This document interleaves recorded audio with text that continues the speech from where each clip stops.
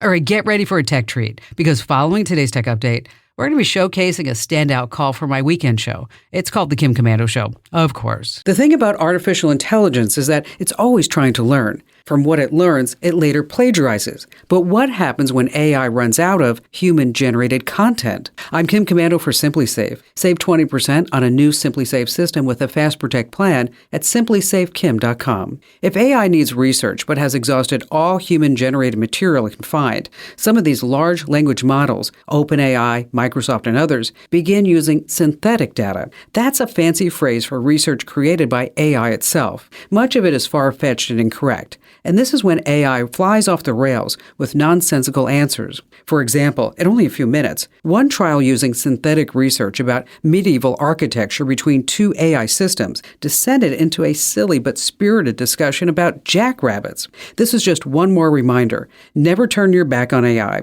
Always check its conclusions carefully and be ready to pull the plug. Get tech smart with my free newsletter at getkim.com. Hey, have you heard about The Current? It's this amazing free tech newsletter that keeps you in the loop about everything AI, making money, and insider tips to get ahead at work and life. Everything is tech now. I can't afford to fall behind, and neither can you. In just 5 minutes a day, that's it. The Current makes it so easy to stay ahead without feeling overwhelmed. Join 500,000 people at getthecurrent.com. It's free. Don't be left behind. That's getthecurrent.com. Sign up now. Getthecurrent.com. All right, here's a fantastic call for my weekend show, The Kim Komando Show. That's a highlight reel right inside itself. Scott in Wilmington, North Carolina. Hi there, Scott. Hello, Kim. How you been? I'm great. What's going on?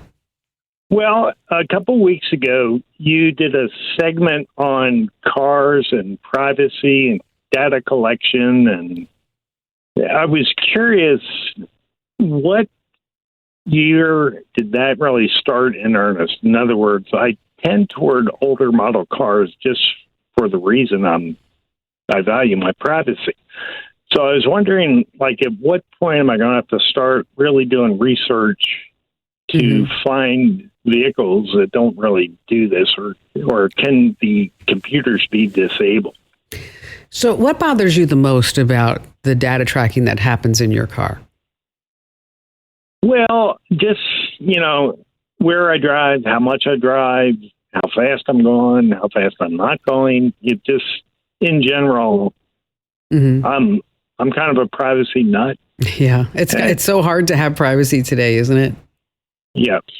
It is 100%. What's interesting about your call is, I don't know if you read in one of the newsletters, I actually put it in there because I thought it was so super interesting, is that a Dodge Ram truck from 2008, is one of the hottest sellers right now.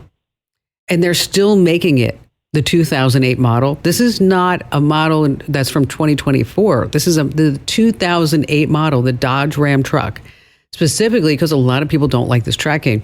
And it's $34,000. And, and people are like, I want this truck, even though it's from 2008. I want that truck.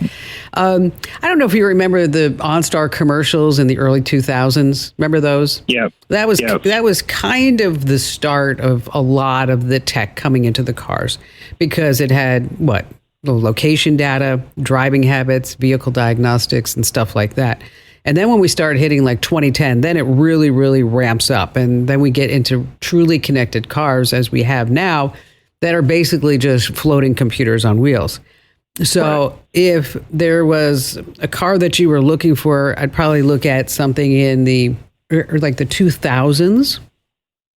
But right now I drive a 2005 car and my wife has a 2002 car. So I think we're relatively safe. You're relatively safe. But, there's a website called privacyforcars.com. Again, that's privacy for cars. And that's privacy, the number 4, by the way, cars.com. And what's really neat about this website is that you can type in your year, make, and model, and then it tells you what tracking is being done with that car. Whether it's, driver assistance programs, Wi-Fi, driving patterns, multimedia usage, whatever it may be. And again, that website is privacyforcars.com. As a matter of fact, I wrote a whole piece for the Daily Mail about this, because I write for USA Today, Fox News, and New York Post, and all these other places, and the Daily Mail.